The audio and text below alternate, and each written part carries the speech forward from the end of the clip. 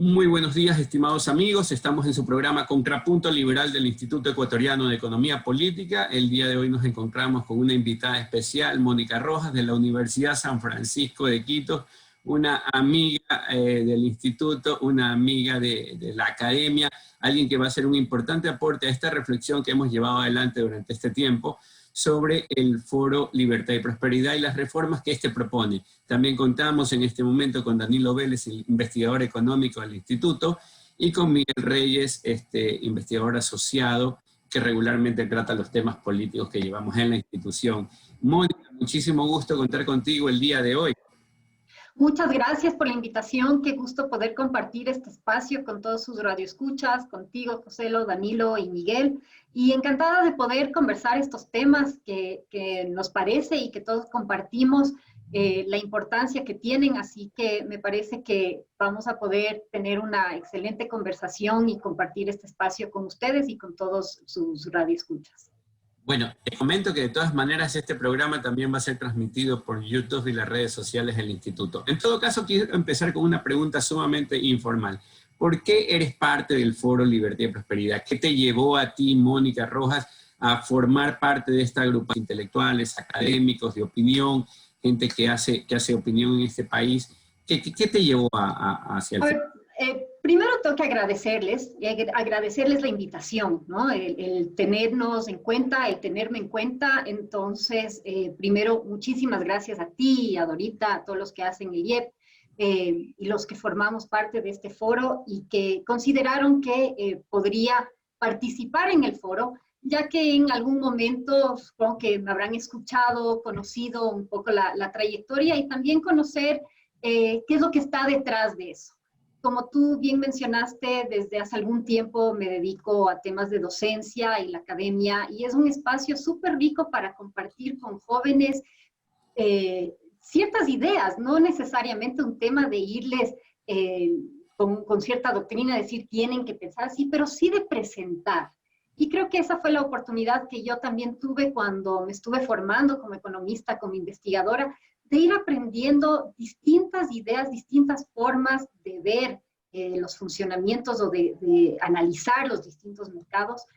Y desde mi perspectiva, comparto mucho todos estos conceptos de que son los mercados bajo una perspectiva y un funcionamiento de libertad, lo que permite que alcancemos los niveles de bienestar. Entonces, partiendo de esa compatibilidad de pensamiento, de esa compatibilidad de ideales, creo que ha sido un buen match y me siento muy cómoda de poder formar parte de este foro y me siento muy cómoda de las propuestas que hemos hecho. Entonces, creo que eso es parte de la importancia, ¿no?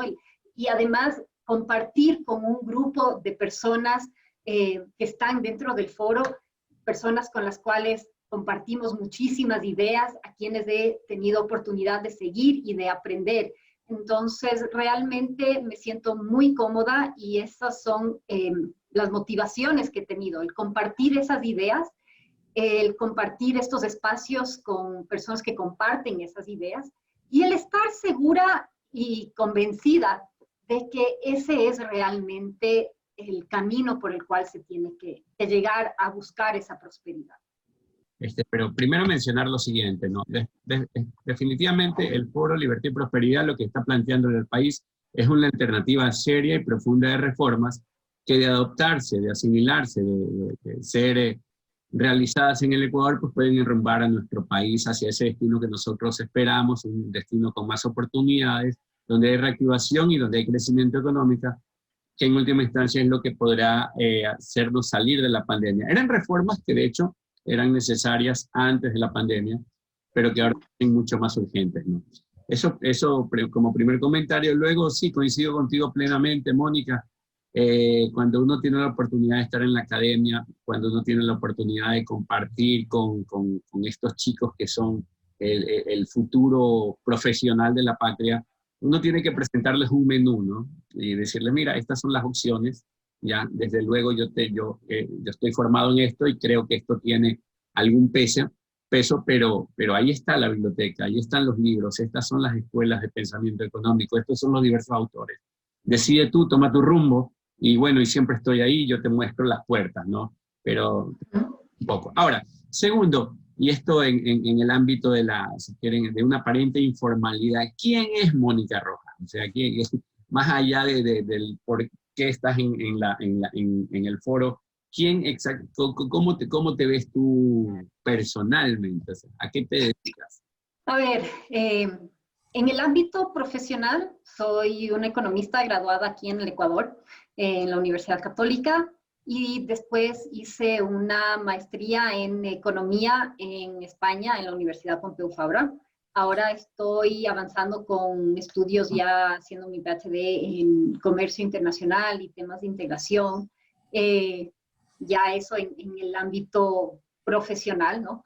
En el ámbito personal, soy madre, soy esposa, tengo a mis hijos aquí y disfruto muchísimo de compartir ese tiempo con ellos, de la lectura, del estudio. Siempre me ha llamado muchísimo la atención de seguirme preparando y seguir estudiando. Entonces eso es algo ya más personal. Pero de ahí en temas de forma, de expresión y de vida, creo que siempre he sido una persona que ha ido buscando más actividades, buscando más verdades, contrarrestando los temas y tratando de poner esos contrapesos y de ir tomando esas decisiones. Siempre me he sentido una persona un poco más libre de poder tomar esas decisiones y creo que eso también es bastante compatible con lo que estamos diciendo y lo que estamos haciendo, y eso también responde un poco a la parte que tú has mencionado en la primera pregunta, ¿no? Para irla compartiendo. Pero en sí, me considero una persona bastante sencilla, light, que fluye y que fluye hacia las áreas en que más me siento cómoda. Entonces, así es como me gusta un poco definirme, ¿no? Que no me quedo estancada, sino que me gusta explorar, me gusta experimentar, me gusta aprender nuevas cosas. Ok, listo. Conocemos quién es Mónica Rojas, yo la conozco, tengo el gusto de conocerla personalmente desde hace algún tiempo y en oportunidad, en algún momento cuando he ido a Quito, pues también saludarla y cruzar algunas palabras. Bueno, el Foro Libertad y Prosperidad está promoviendo 5 reformas puntuales, ¿no? Una en lo laboral, una que tiene que ver con el Estado, una que tiene que ver con el comercio, otra que tiene que ver con la integración financiera y otra que tiene que ver con el sistema de seguridad social. ¿Con cuál de ellas te ves un poco más familiarizada, Mónica? ¿Y cuál de ellas consideras tú, al menos, de cuál de ellas nos puedes hablar en este instante? A ver, creo que todas son importantes. Obviamente por un tema de sesgo en lo que estoy ahora trabajando son los temas de acuerdos comerciales, la apertura comercial, que siempre me he sentido un poco más identificada. Y en ese sentido, totalmente de acuerdo o empujando, ¿no? Toda la parte de este punto dentro de las propuestas que tiene que ver con la profundización de los acuerdos comerciales y la apertura comercial. Visto esto no solamente como un tema de una, a ver, sí visto como un tema de apertura, pero a veces siento que solamente se observa desde un punto de vista, y eso es quizás la razón por la cual existe esa reacción negativa, ¿no? Porque siempre el contrapunto, y esto incluso lo puedo decir por experiencia dentro de mis clases, a veces cuando estamos hablando sobre la apertura comercial, y yo enseño esta clase de comercio internacional, los estudiantes muchas veces tienen ese recelo de decir, no, pero ¿y los trabajos de los ecuatorianos cómo se va a afectar? Y el precio al cual van a llegar las cosas importadas, ¿cómo nos va a afectar? Y eso va a reducir las oportunidades de crecimiento y de desarrollo del país. Entonces, creo que ahí el mensaje y la forma como presentamos esto y cómo presentamos este punto es muy importante. La comunicación es muy importante y el demostrar cuáles son los beneficios que podemos obtener son muy importantes. Entonces, efectivamente, y hay que decirlo porque es verdad, cuando existe una apertura comercial, vas a tener sectores que se van a sentir más afectados y vas a tener sectores que van a ser más beneficiados, ¿no?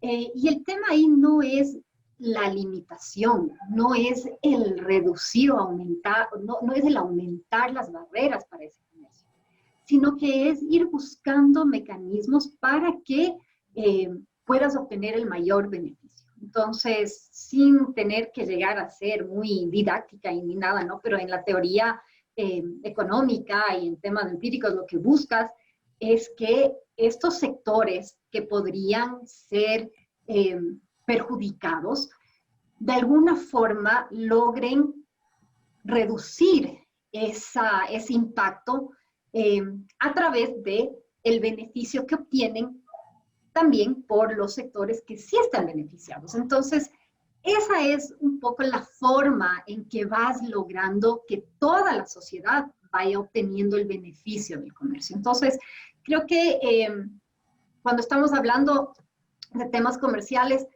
hay que ser sinceros, hay que buscar también y tomar en cuenta cuáles son esos sectores, y porque siento que existe, y lo veo en mis clases, ese temor, ¿no? Y ahorita cuando lo mencioné, ustedes también están de acuerdo en que generalmente cuando estamos hablando de comercio, el primer punto de reacción es la industria ecuatoriana, los trabajadores ecuatorianos, el precio ecuatoriano y cómo esto va a afectar.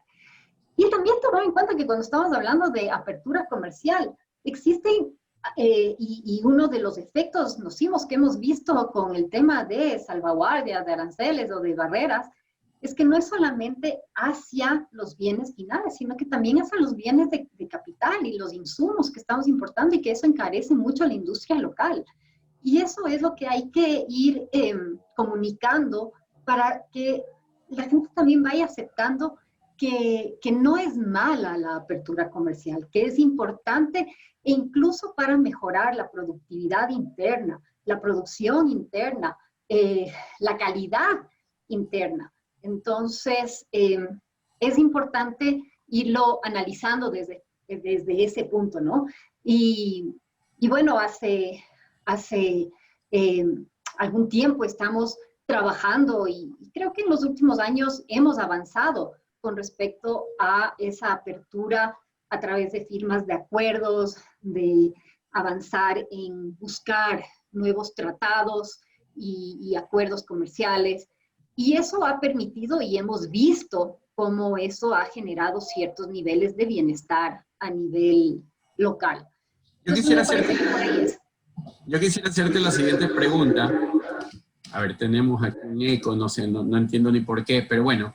Yo quisiera hacerte la siguiente pregunta. La verdad, yo también he participado mucho en foros acerca del comercio libre, acerca de los acuerdos comerciales, pero dado que, aprovechando que tenemos a alguien que sea especializado en estos temas, quisiera preguntarte lo siguiente. ¿Cuáles son aquellas 3 cosas importantes que puede tener un acuerdo comercial con otra sociedad y que normalmente no forman parte del debate, o que normalmente no se mencionan en los libros, pero que están ahí? O sea, si tuvieses que mencionar 3 cosas acerca de un acuerdo comercial que están implícitos, o que son relevantes, o que son especialmente importantes, ¿cuáles de esas, cuáles podrían ser? A ver, primero empecemos desde cómo se dan estos acuerdos, ¿no? Entonces, los acuerdos, y qué es lo que facilita los acuerdos. Y yo creo que algo que hay que destacar, y que lo hemos hecho también desde el IEP y desde el foro en algunos momentos y discutiendo internamente, es el tema en que el Ecuador tiene muchas ventajas para alcanzar estos acuerdos. Y la primera es el tema de la dolarización. El tema de la dolarización facilita muchísimo el lograr acuerdos, y más que acuerdos, facilita muchísimo el comercio. Hemos eliminado uno de los riesgos más importantes dentro de las relaciones de intercambio con el resto del mundo, que es eliminar el riesgo cambiario y esa incertidumbre que generaba. Entonces, eso ya le da un plus, le da una ventaja sobre otros países para lograr ciertos acuerdos. Y creo que eso me quedo con esa, disculpa que te interrumpa, Mónica, me quedo con esa opinión. La dolarización ha sido importante en este proceso de integración, que para Ecuador viene un poco retrasado. Sin embargo, en este momento tenemos que irnos a comerciales, estimados amigos. Espérennos en un instante. Este es su programa Contrapunto Liberal del Instituto Ecuatoriano de Economía Política. Ok, muchísimas gracias, estimados amigos, por esperarnos y por mantenerse en sintonía. Este es el programa Contrapunto Liberal del Instituto Ecuatoriano de Economía Política. Nos encontramos con Danilo Vélez, Miguel Reyes y Mónica Rojas de la Universidad San Francisco de Quito, hablando sobre los tratados comerciales, sobre la reforma comercial que se impulsa desde el Foro Libertad y Prosperidad. Obviamente esta es solo una de las reformas, pero atendiendo a la expertise, al conocimiento y a la labor pedagógica con la que Mónica cuenta, puesto que también es docente en esta universidad prestigiosa de Quito, una de las más importantes del Ecuador, pues nos encontramos en esta pregunta. Hace un momento mencionábamos, ¿cuáles son aquellas 3 cosas importantes que tiene un acuerdo comercial? Y empezábamos indicándonos que la dolarización era importante y que traía algunos beneficios aparejados para el tema comercial. Continúa, Mónica. Bueno, sí, efectivamente lo que estaba mencionando antes del receso era cómo este elemento, ¿no? que casi como que nos cayó del cielo, el tema de la dolarización, ha sido uno de los factores más importantes para mantener cierta estabilidad y para mejorar los temas de negociaciones, de interacciones con el resto del mundo, principalmente porque, bueno, Estados Unidos es nuestro principal socio comercial, entonces el tener la misma moneda nos facilita mucho ese intercambio, elimina ciertos riesgos, como lo había mencionado, pero incluso con otras regiones, con la Unión Europea o con otros países de la región, el tener la estabilidad de una moneda dura, como ha sido el dólar, es algo que debería apoyarnos y facilitarnos en este proceso. De ahí otros elementos que había mencionado o que estaba pensando cuando me decías temas de qué logramos con los acuerdos comerciales.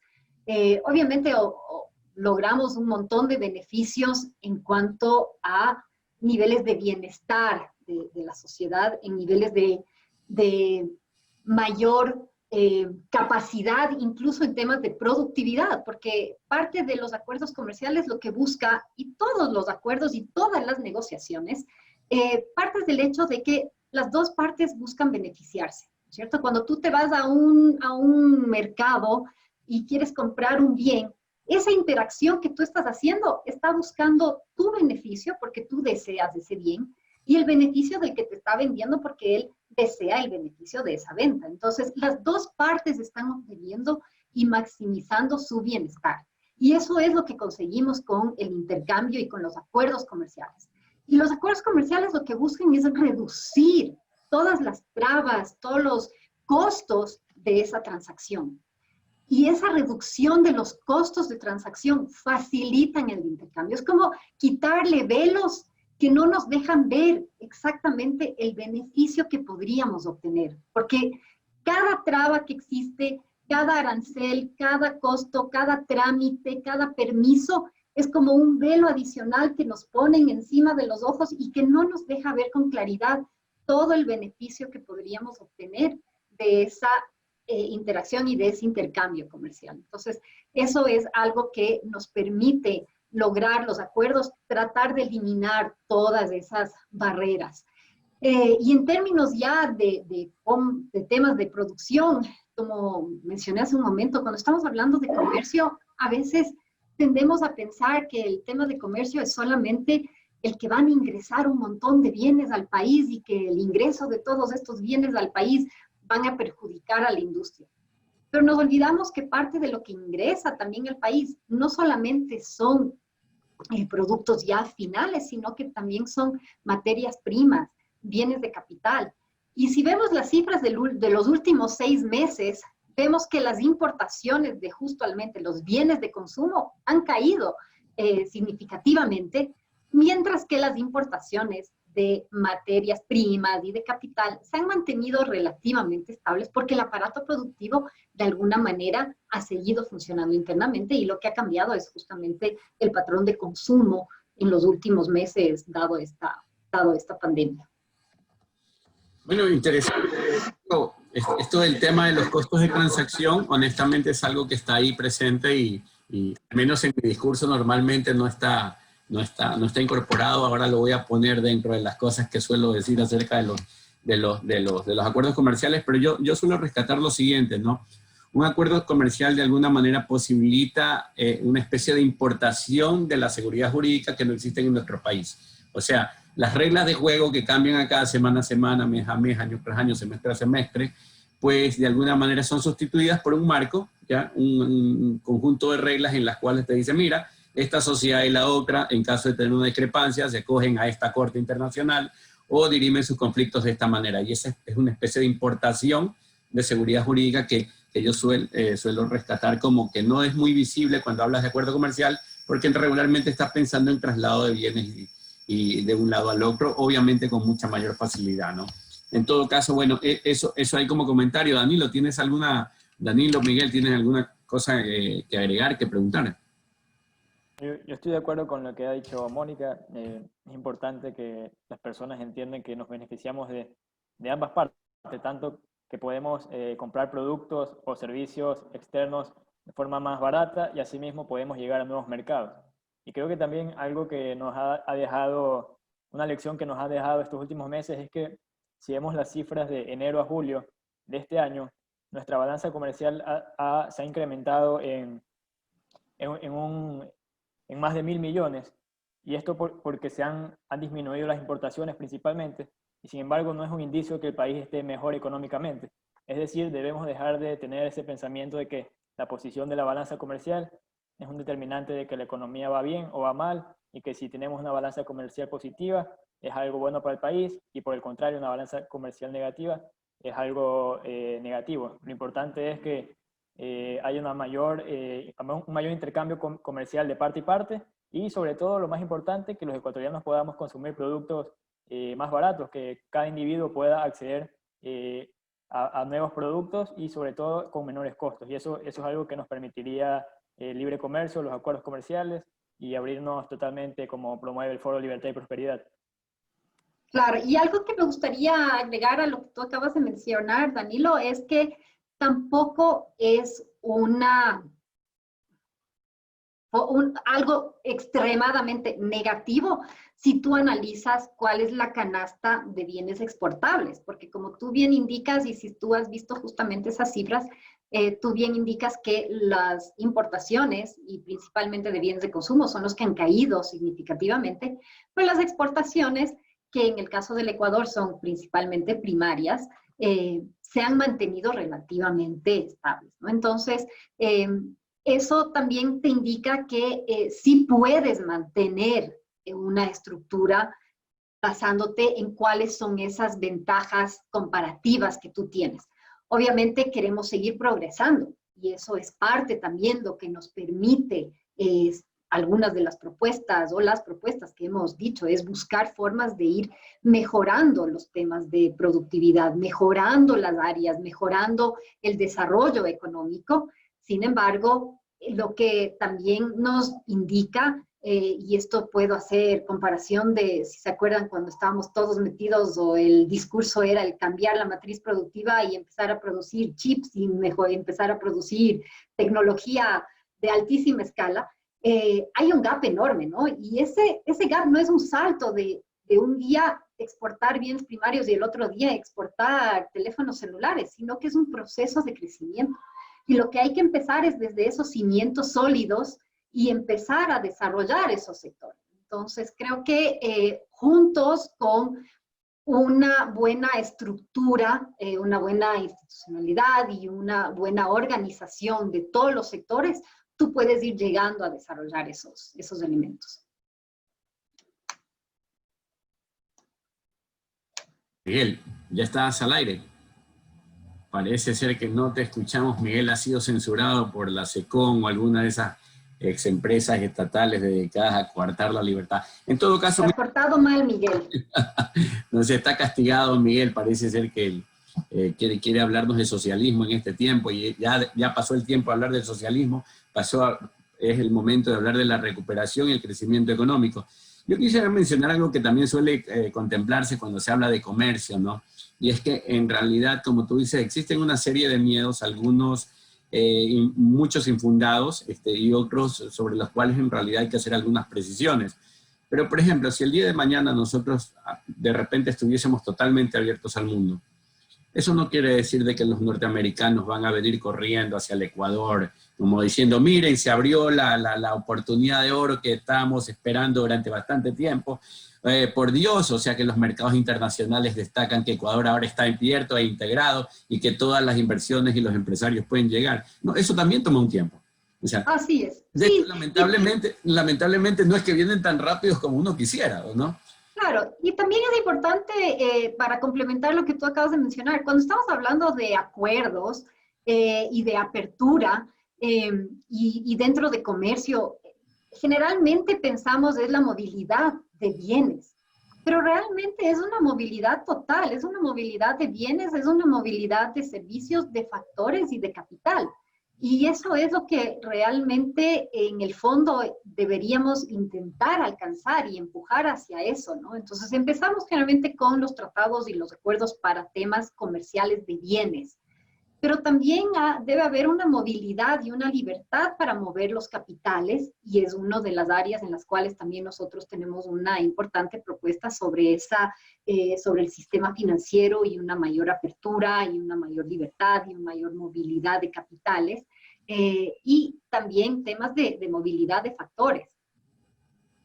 En efecto, o sea, eso es mucho más rico, diría yo, que simplemente hablar de que ahora yo puedo comprar una laptop con la facilidad con la que se realiza en Estados Unidos, o de que por acá podemos enviar una de esas flores muy lindas que fabricamos o que producimos en el Ecuador. Hay una serie de temas ahí que son importantes. El tema del ahorro a mí me parece destacable. O sea, cuando tú tienes oportunidad de comprar algo que es mucho más barato en el extranjero, pues el remanente, lo que te queda de ese billete que hubieses utilizado para hacer esa compra, se utiliza en el crecimiento de nuevos sectores, porque vas a demandar en nuevos sectores. Entonces ahí es donde está la nueva mano de obra, ahí es donde están las nuevas oportunidades, ahí es donde está la democratización del dinero. Ya no queda en un solo sector, queda en varios sectores, ya rompe oligopolios el comercio. Mucha gente se queja de los oligopolios que existen en el Ecuador, de la concentración de la riqueza. Esto desconcentra. Y esa es una de las grandes ventajas del comercio, que desconcentra de unas pocas manos la captación de recursos y distribuye de alguna manera a través de las decisiones de mercado, de las decisiones de la familia ecuatoriana, de las decisiones de padre de familia, dónde se queda realmente la plata a través de los servicios que podríamos estar dando. Aquí hay una serie de temas que yo creo son importantes. Mencionaba el tema del tiempo porque a veces dicen, bueno, pues mi sector es el que va a ser afectado. ¿Ya? Y yo no te digo que tu sector va a permanecer intacto, pero tampoco es tan rápido como que abrimos la puerta y llegaron, porque la verdad es que necesitamos hacer un trabajo mucho más importante, ya mucho más permanente, para hacerle ver a las personas de afuera que el Ecuador es un destino deseable para invertir, para hacer transacciones, para realizar intercambios, para realizar comercios. Los acuerdos comerciales sí, otorgan credibilidad, un marco adecuado de reglas, disminuyen los costos de transacción, disminuyen los costos de importación y de exportación en términos generales, puesto que puedes colocar tus productos a precios más baratos en el exterior, pero igual toma tiempo. O sea, esto es como que te digan, mira, hay una buena oportunidad de hacer negocios en Salinas. Listo, no es que al día siguiente tú estás con las maletas, con el dinero y con tu conocimiento en Salinas. O sea, primero observas, va de a poquito, va uno, va dos, y luego dicen, no, sí, y va llegando la bola y la gente va yendo poco a poco hacia Salinas. Ese es el mismo tiempo que tienen los ecuatorianos para reconvertirse, si es que es necesario reconvertirse. Dado que ahora pueden importar más barato bienes de capital, pueden reconstituir el proceso de formación de valor dentro de la empresa, ¿ya? Pueden bajar el costo de producción que existe en la empresa. Por eso también es necesario, para bajar ese costo de producción, tener una reforma laboral que haga que disminuya el costo de producción del país, lo cual nos vuelve más competitivos y lo cual permite, al hacer más competitivos, que vengan más dólares al Ecuador y tener el mejor de los escenarios posible. Claro, o sea, lo que tú dices es totalmente correcto. O sea, la economía no es solamente un sector y todos los sectores están interconectados. Entonces, obviamente la parte del acuerdo comercial, sin que exista esta apertura financiera para que incluso exista esa movilidad de capitales, sin que exista una reforma laboral que permita reducir ciertos costos de producción y hacer que tu producción sea más competitiva, sin que exista una mayor claridad en toda la parte normativa, jurídica, toda la parte del manejo fiscal, de impuestos y demás, sin que exista todos estos otros elementos, un solo elemento no va a lograr esos cambios. Entonces, creo que esa también es la riqueza de todo lo que estamos proponiendo dentro del foro, que no estamos viendo solamente un área, sino que estamos viendo la foto completa y diciendo, esta tiene que ser un cambio y una reforma integral, porque si solamente trabajamos en un área, las otras no van a fortalecerse, porque necesitan de las otras. Existe una interconexión entre todos estos elementos, como tú bien mencionas en el tema de productividad. Esa productividad y ese incremento de la competitividad viene acompañada de una reducción de costos financieros, de costos en mano de obra y flexibilidad laboral, en costos de tanta tramitología y tantas normas de impuestos y demás, y tanta inseguridad jurídica, ¿no? Entonces aquí a veces uno tiene que tener un presupuesto solo para poder entender toda la normativa que le rodea. Mira, el otro día asistí al lanzamiento del libro de Pablo Arosemena, el último, que se llamaba Libre, el algoritmo del progreso, y él comentaba que en alguna charla con el señor Charles Minsky, conocido empresario, dueño de los comisariatos y todo, Pablo le preguntaba a él, ¿cuánto tiempo te toma a lidiar con los temas del gobierno, con los temas del Estado? Me refiero a SRI, no sé, las distintas agencias de regulación. Y él le responde, a eso me dedico todo el tiempo. O sea, todo el tiempo. O sea, lo tienes aquí, ¿no? Y además lo tienes como un fantasmita aquí que te está atormentando a cada rato, porque además no están claras, son súper confusas. Entonces, entender toda esa maraña que existe de normas y de leyes que además a veces se contradicen, uno no tiene que dedicar todo un presupuesto y todo un equipo para poder cumplir con toda esa parte. Bueno, y más allá de que nadie la entiende en su totalidad, esa maraña de trámites y leyes y normativas, una vez que puedes llegar a entenderlas, ya cambiaron, así que no. Además, sí, y en algún momento justamente cuando tratábamos de este tema internamente con mis colegas dentro de la universidad, decíamos, quizás ni siquiera es el tema de que existan tantas, sino lo que tú acabas de mencionar, que te cambian. Entonces, a veces no es solamente cuánta normativa existe, sino que no existe estabilidad de las mismas. Entonces, es justamente que cuando tú ya empiezas a entender, ya te cambiaron. Y esa inestabilidad también genera esos rezagos, porque como tú bien indicas, los procesos de ajuste toman tiempo, las decisiones toman tiempo. La gente tiene muchas expectativas y generalmente cuando estamos hablando de nuestros países tenemos unas expectativas un poco más de mediano y largo plazo para ver cómo va el ambiente, para ver si es que me arriesgo o no me arriesgo. Actualmente, y yo soy muy defensora del tema de dolarización y por eso lo voy a mencionar nuevamente, esa es la única cosa estable que realmente tenemos y que ha durado y que ha perdurado y que generalmente tiene la mayor aceptación dentro del país, ¿no? Y eso te genera estabilidad y certidumbre. Y esas son variables muy importantes cuando estamos hablando de temas económicos, en temas de inversión, en temas de nuevos emprendimientos. Tener estabilidad y tener certidumbre.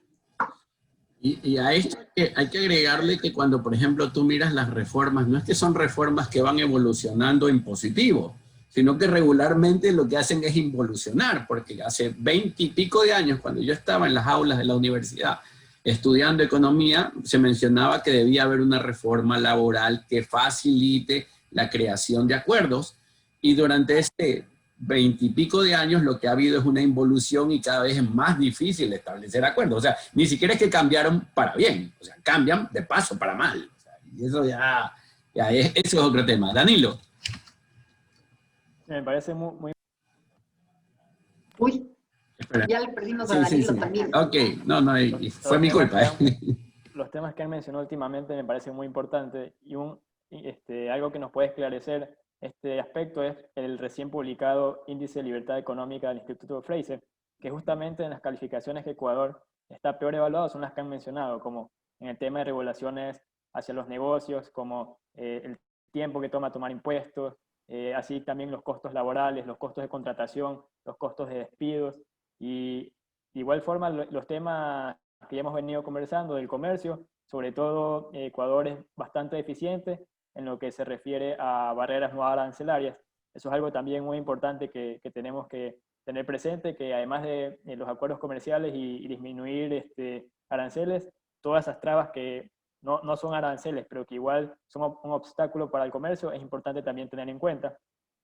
Y también otro hecho que muy importante que menciona es el de la estabilidad y seguridad jurídica, que es algo en lo que Ecuador es bastante deficiente y que es esencial para que los negocios y sobre todo el comercio y la integración internacional pueda darse.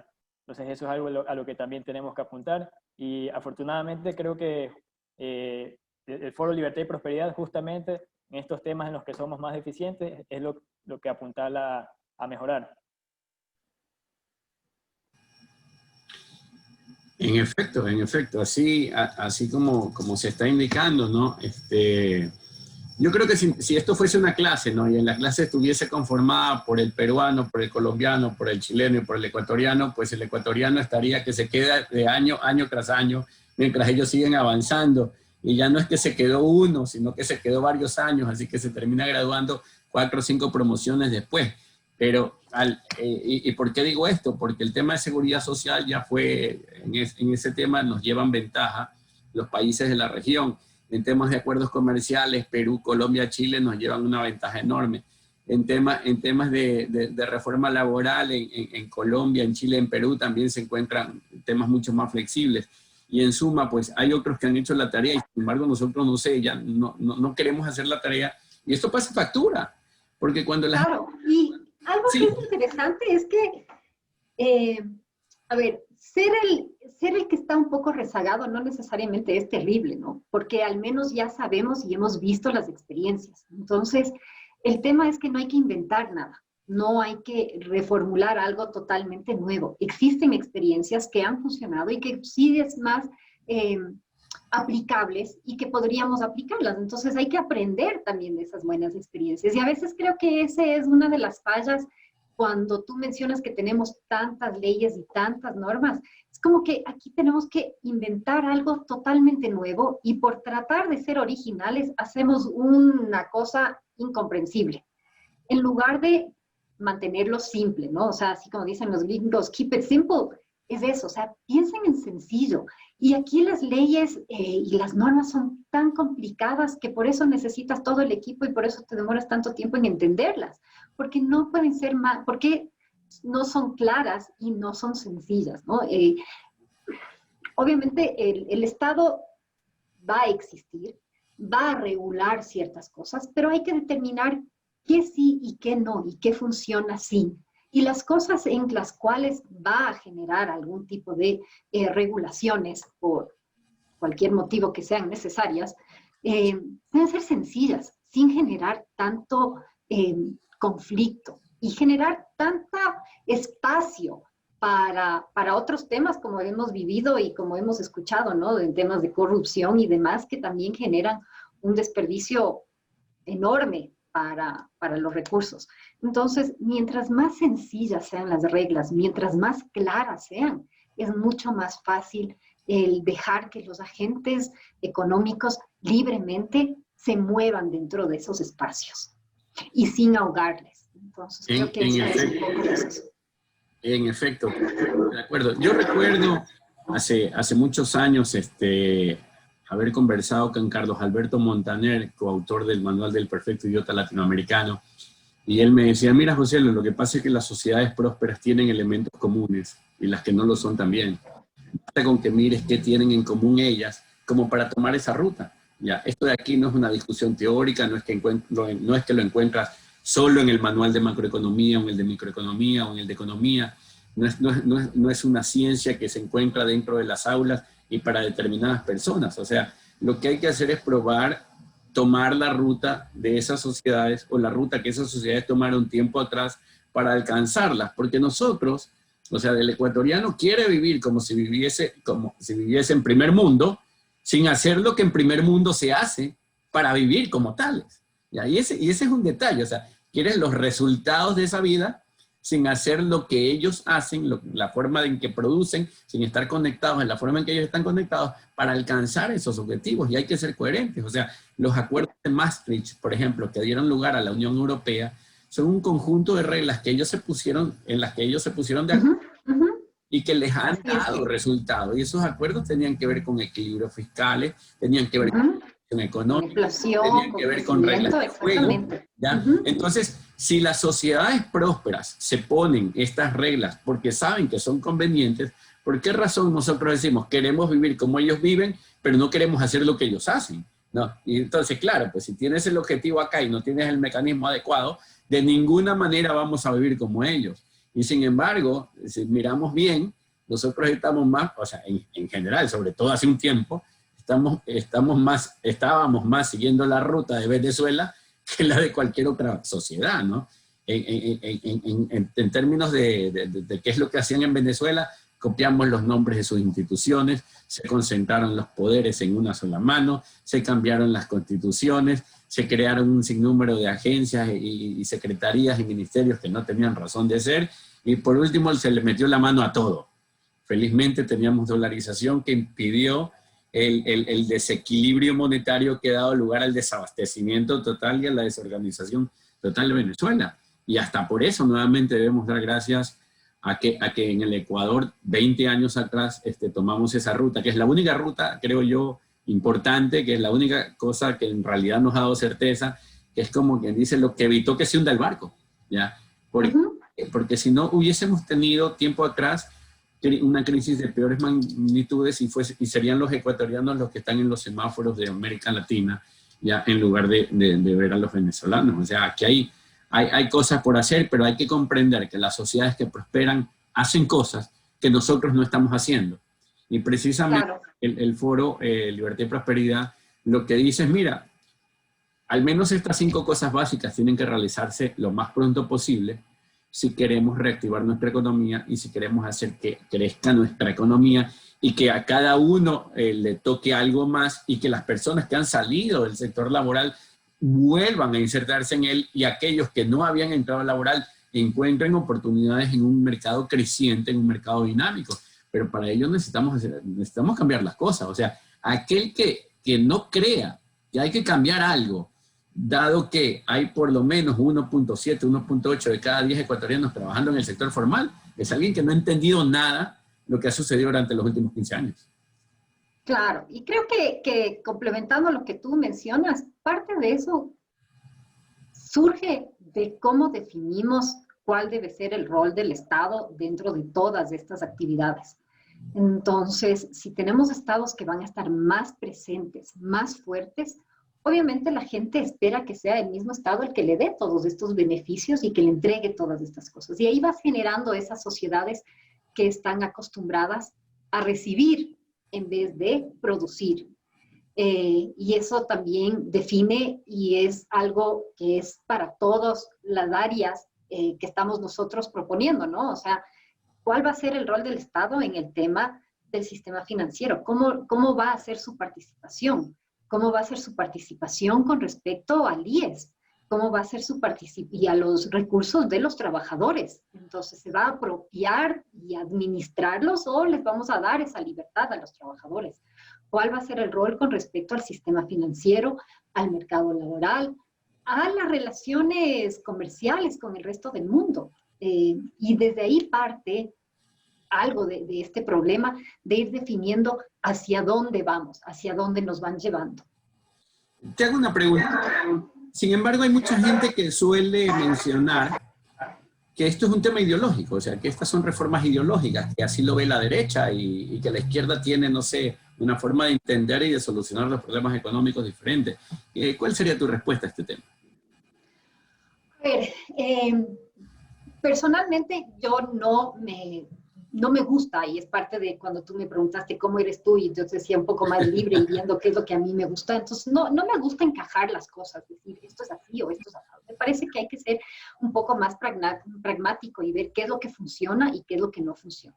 Y la experiencia misma nos ha dicho que hay ciertas formas de organización de los mercados que no funcionan, que no generan los mejores resultados en términos de beneficio para la sociedad, de distribución de ingreso, porque a veces también esa es la confusión en que pensamos que ciertos sistemas más de libre mercado perjudican y solo benefician a los pocos dueños del capital o lo que sea, ¿no es cierto? Y entonces, lo que hay que ver es cómo funcionan mejor los mercados, cómo funciona mejor la sociedad, siendo más limitada o siendo más libre. Y creo que, como tú mencionaste, tenemos ejemplos claros de las dos cosas y tenemos que decidir como sociedad si queremos ser más hacia un sector o el ejemplo que pusiste de Venezuela, o hacia sectores en que vemos sociedades más desarrolladas, con mayores niveles de ingreso, con mejores distribuciones de renta. Y esa es la decisión. Entonces, no es un tema de ser más de izquierda o ser más de derecha, es ser más libre o ser más regulado y más dado por parte del Estado, y ver cómo funcionan mejor las sociedades. Perfecto, tiene que en realidad funcionan las cosas, ¿no? Hay que ser prácticos y tomar el camino de las experiencias probadas. Ya, obviamente lo que está de más es tomar la ruta de Venezuela, porque está probado que ese camino no funciona, ¿ya? Y sin embargo, en lo que sí coinciden la experiencia, los textos, la evidencia empírica, es que las sociedades que se encuentran más integradas tienen un estándar de vida diferente. Bueno, hemos llegado al final del programa, Mónica. Yo te agradezco muchísimo tu participación. Ha sido un diálogo muy constructivo, ameno, jovial. Muchas gracias. Gracias, he disfrutado mucho de la compañía tuya, de Danilo, y muchísimas gracias por esta conversación, y de Miguel, que no nos ha podido acompañar mucho. Ha estado acompañándonos, pero sin voz. Sí, así también mencionar que vamos a tener en pocos días un evento en conjunto con la Universidad de San Francisco, justamente presentando estas reformas de las que hemos hablado, y en la que tendremos tanto entre los panelistas a Mónica y a otros profesores de la Universidad de San Francisco, y también a ti, Joselo, también Caterina Costa de la Cámara de Industrias de Guayaquil, y que este evento será el día jueves, el día jueves de octubre a las 5:30 de la tarde, y que para mayor información pueden revisar las redes sociales del Instituto Ecuatoriano de Economía Política o de la Universidad de San Francisco de Quito. Así es, lo vamos a transmitir en vivo a través de los dos canales. Entonces ahí, si desean escuchar un poco más sobre estos temas, pues ahí pueden encontrar ya cómo conectarse y cómo participar y estar pendiente de esos temas. Bueno, pues ya lo escucharon, estimados amigos. Esto es una charla, es un diálogo que continúa, porque es necesario debatir estos temas en el Ecuador hoy más que nunca. Sobre todo la pandemia ha puesto en evidencia que Ecuador no contaba con la institucionalidad, digámoslo así, con la fuerza necesaria para abordar los problemas que estamos enfrentando el día de hoy. Por ello es necesario tomar este camino, por ello es necesario adoptar estas reformas que están siendo propuestas del Foro Libertad y Prosperidad. Yo quisiera nuevamente agradecerte, Mónica, fue un gusto tenerte esta mañana con nosotros, Danilo, Miguel, y a todos aquellos que nos han estado escuchando. Este fue su programa Contrapunto Liberal del Instituto Ecuatoriano de Economía Política, y hoy hablamos sobre el Foro Libertad y Prosperidad, y en especial sobre los temas de comercio abierto, de comercio libre, de integración comercial, y los otros que también son parte de este importante foro. Nos vemos la próxima semana, estimados amigos. Muchísimas gracias. Chao, chao. Gracias.